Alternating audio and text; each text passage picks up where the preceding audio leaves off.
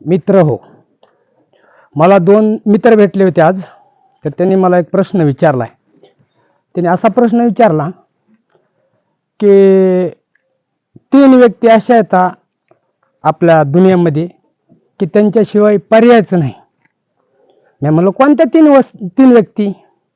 तर त्यांनी सांगितलं, नंबर 1 डॉक्टर, नंबर 2 सैनिक, नंबर 3 शेतकरी. ह्या तीन व्यक्ती आहेत.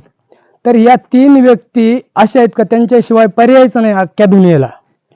तर एक तिसराच एक जण आला, पण ते म्हणला की बाबा ह्या तिन्हीपैकी सगळ्यात महान एक आहे.